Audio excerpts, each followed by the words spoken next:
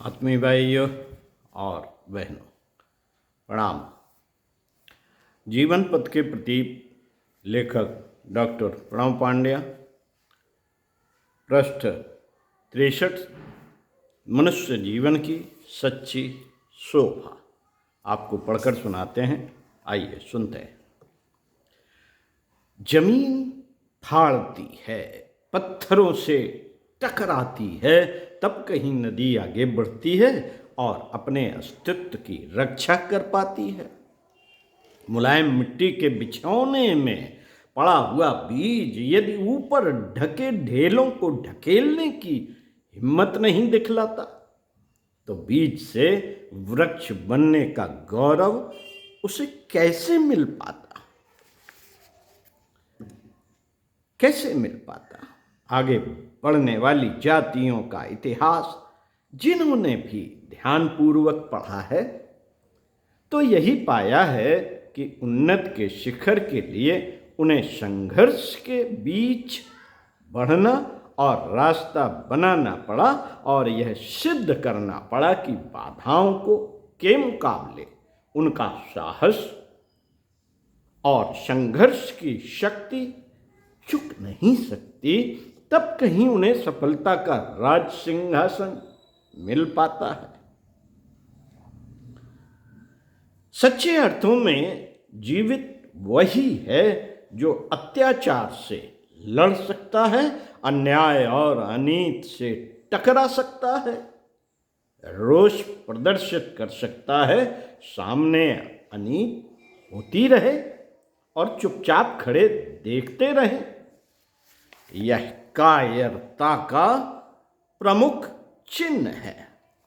वीरतापूर्वक जीने की नीति में ही मानवीय प्रगति का आधार छिपा हुआ है।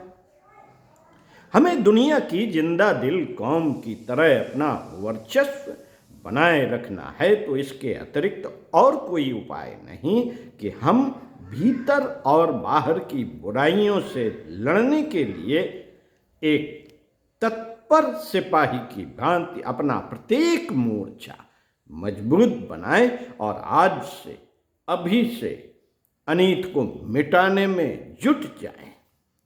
आगे बढ़ने की इच्छा और नए जन्म में कोई अंतर नहीं। अंतरात्मा कहे कि उन्नत करनी चाहिए, तो यह समझना चाहिए कि तुम्हारी जीवनी शक्ति अदम्य साहस और विश्वास से ओतप्रोत है। अब एक ही बात शेष रहती है, वह यह कि उठो, बाधाओं को पार करते हुए आगे बढ़ चलो। फिर जब तक मंजिल नहीं मिल जाती, संघर्ष का संबल मत छोड़ो। वीर और विजयी की भांति मुश्किलों से टकराते हुए आगे बढ़ते ही चले जाओ। साहसी व्यक्तियों को शक्ति उधार नहीं मांगनी पड़ती, उनका अंतरात्मा ही उन्हें बल प्रदान करता है। नीति के पथ पर बढ़ने वाले को ईश्वर का विश्वास और उसका अनुग्रह काफी है।